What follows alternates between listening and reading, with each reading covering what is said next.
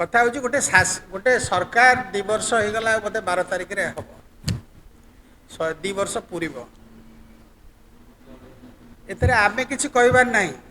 ଆମେ ଆଉ ଇନଫର୍ମେସନ୍ ଗାଦର କରିବାର ମାନେ ଆମକୁ ପଡ଼ୁନି। ଆପଣମାନେ ଏତେ ମାତ୍ରା ଭାବରେ କାଗଜରେ ଇଲେକ୍ଟ୍ରୋନିକ୍ସ ମିଡ଼ିଆରେ ପ୍ରଚାର କରୁଛନ୍ତି, ଯେଉଁଟାକି ଆମେ ଧନ୍ୟବାଦ ଜଣାଉଛୁ। ଗୋଟେ ଗଣତାନ୍ତ୍ରିକ ରାଷ୍ଟ୍ରରେ ଯେହେତୁ ଆପଣ 4th ପିଲାର ଡେମୋକ୍ରେସି, ଗଣତନ୍ତ୍ରର 4ର୍ଥ ସ୍ତମ୍ଭ ଯେଉଁଭଳି ଭାବରେ ଆପଣ ତାକୁ ଉପସ୍ଥାପିତ କରୁଛନ୍ତି ସମାଜ ଆଗରେ, ସେଥିରେ ଆମକୁ ବିଶେଷ ପରିଶ୍ରମ କରିବାକୁ ପଡ଼ୁନି। ସେଇଥିପାଇଁ ଆପଣଙ୍କୁ ଆମେ ଧନ୍ୟବାଦ ଜଣାଉଛୁ। କଥା ହେଉଛି 2 ବର୍ଷ ଭିତରେ ଯେକୌଣସି ପଚାରିବ, ଯେକୌଣସି ସାଧାରଣ ଲୋକଙ୍କୁ ଯଦି ପଚରାଯାଏ ଆଇନ ଶୃଙ୍ଖଳା କିଭଳି ଭାବରେ ଅଛି, ସମସ୍ତେ ଜିରୋ କହିବେ ଯେ ନାହିଁ। ଏହାର କାରଣ ହେଉଛି, ମୁଁ ତ ଆଉ ଡିଟେଲ ଯିବିନି, ଆମର ମୁଖପାତ୍ର ସବୁ ଡିଟେଲ କହିବେ, ସବୁ ଘଟଣାକ୍ରମ 1ରୁ ଶେଷ ପର୍ଯ୍ୟନ୍ତ କହିବେ। ଖାଲି ପଲିଟିକାଲ କଥାଟା ହେଉଛି, ଲୋକ ଯେତେବେଳେ ଗୋଟେ ସରକାରକୁ ନିର୍ବାଚିତ କରନ୍ତି, ଯାହାର ଅବଧି ଥାଏ 5 ବର୍ଷ, ସେ କପି କରିକି ସରକାର ପାସ୍ କରନ୍ତୁ କିମ୍ବା ତାଙ୍କର ମେରିଟ୍ରେ ଆସନ୍ତୁ କିମ୍ବା ପଇସା ଖର୍ଚ୍ଚ କରିକି ଆସନ୍ତୁ, ପ୍ରଧାନମନ୍ତ୍ରୀ ଯେଉଁ କଥା କହୁଛନ୍ତି ବୁଥ୍ ସଶକ୍ତ କର କିମ୍ବା ବୁଥ୍କୁ ଯେମିତି ହେଲେ ମାନୁପୁଲେଟ୍ କରିକି ଆମେ ଜିତିବା, ସେଇଟାରେ ଯଦି ତୁମେ ବି ଜିତିଛ, ପ୍ରଥମ କାମ ହେଉଛି ରାଜ୍ୟର 1 ନମ୍ବର କାମ ହେଉଛି ଶାନ୍ତି ଶୃଙ୍ଖଳା ରକ୍ଷା କରିବା। କାରଣ ଲୋକମାନେ କିଏ ବେପାର କରିବ, କିଏ ବଣିଜ କରିବ, କିଏ ଶିକ୍ଷା ବୃତ୍ତିକି ଆପଣେଇବେ, ଯେ ହେଲେ ମଧ୍ୟ କିଏ ଚାଷୀ ହେଉଛି, ଶ୍ରମିକ ହଉ, ଯିଏ ବି ଯାହା ହେଲା, ତାଙ୍କର ନିଜ ଢଙ୍ଗରେ ସେମାନେ କାମ କରନ୍ତି। ସେ ଯେଉଁଠିକି ଯିବେ ଘରକୁ ତ ସୁରକ୍ଷାର ସହିତ ଫେରିବେ ନା, ସେଇଟା ଦାୟିତ୍ୱ କାହାର? ଯେମିତି ଗୋଟେ ମେଡ଼ିକାଲରେ ଗୋଟେ ବ୍ୟକ୍ତିଗତ ଚାହିଁଲେ ମଧ୍ୟ ଗୋଟେ ମେଡ଼ିକାଲ ତିଆରି ହେବନି, ଗୋଟେ ସ୍ୱାସ୍ଥ୍ୟ ସଂସ୍ଥା କରିପାରିବନି, ଗୋଟେ ବ୍ୟକ୍ତିଗତ ନିଜ ପଢ଼ିବା ପାଇଁ ଗୋଟେ ଶିକ୍ଷାନୁଷ୍ଠାନ କରିପାରିବ ନାହିଁ। ଏମିତି ଶାନ୍ତି ଶୃଙ୍ଖଳା ରକ୍ଷା କରିବା ପାଇଁ ଯେକୌଣସି ନିର୍ବାଚିତ ସରକାରର ପ୍ରଥମ କାମ ହେଉଛି ଯିଏ ଯେଉଁଠି ଅଛି ସେମାନେ ଶାନ୍ତିରେ ରୁହନ୍ତୁ। ଏ କଥାଟା ଏ ସରକାର କରିନାହିଁ।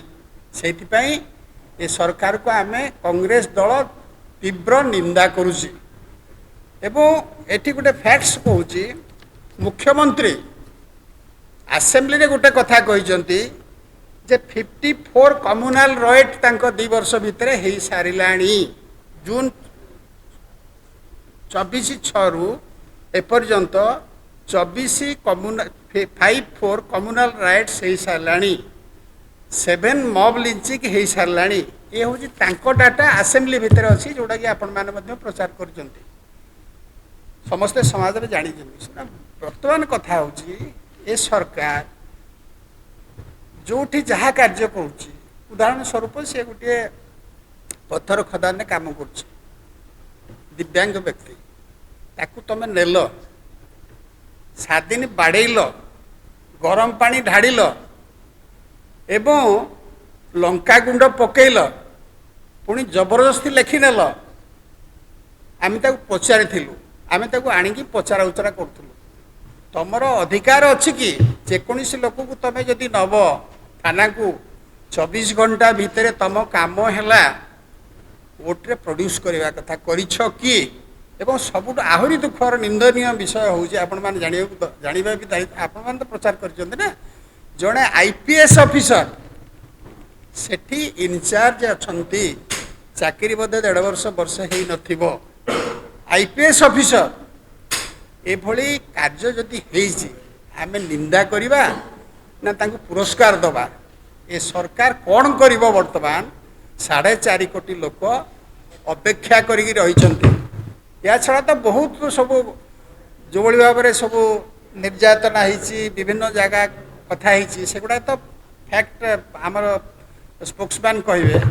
ପ୍ରଶ୍ନ ହେଉଛି ଯେ କିଭଳି ଭାବରେ ସରକାର ବିହେଭ୍ କରିବ, ଏପର୍ଯ୍ୟନ୍ତ ସରକାରଟା ଜାଣିପାରିଲା ନାହିଁ। ଉଦାହରଣ ସ୍ୱରୂପ ଏଠି କିଏ ହସିବାର କଥା ନୁହଁ, ଗାନ୍ଧୀ ଯେତେବେଳେ ଆସିଥିଲେ, ମହାତ୍ମା ଗାନ୍ଧୀ ଏ ଦେଶର ଗରିବୀ, ଦୁଃଖୀ, ଯେତେବେଳେ ସେ ଦେଖିଲେ ସେ ଯେଉଁ ପଞ୍ଜାବୀ ଟ୍ରାଉଜର ପିନ୍ଧିଥିଲେ ତାକୁ ସେ ଇଏ ଛାଡ଼ିଦେଲେ, ଖାଲି ଗୋଟିଏ ଧୋତି ପିନ୍ଧିଲେ। କିନ୍ତୁ ବର୍ତ୍ତମାନ ସରକାର ଦେଖୁଛୁ ଭେରାଇଟିଜ୍, ଯେଉଁଠି ଆମ ଚଳଣି ଆମ ସମାଜ ଅଛି, ଆମ ଜଳବାୟୁ ଯାହା ଅଛି, ସକାଳୁ ସନ୍ଧ୍ୟା ଭିତରେ କମ୍ପିଟିସନ୍ କରିକି ପିନ୍ଧା ହେଉଛି କେତେ ଜ୍ୟାକେଟ୍। ପ୍ରଧାନମନ୍ତ୍ରୀ କେତେଟା ଜ୍ୟାକେଟ୍ ପିନ୍ଧିବେ, ଯଦି ସେ 100ଟା ପିନ୍ଧିବେ ମୁଁ 150ଟା ପିନ୍ଧିବି। ଏଭଳି ଭାବରେ ଲୋକଙ୍କ ଆଗରେ ଡ୍ରାମା କଲେ ଆପଣ କେତେ ଦିନ ଚଳେଇବେ। ସୁତରାଂ ମୋର ପ୍ରଶ୍ନ ହେଉଛି ଯେଉଁ ଶାନ୍ତି ଶୃଙ୍ଖଳା ବିପର୍ଯ୍ୟସ୍ତ ହେଇଛି, ଇଏ ବିଜେପି ସରକାର ସମ୍ପୂର୍ଣ୍ଣ ଭାବରେ ଦାୟୀ।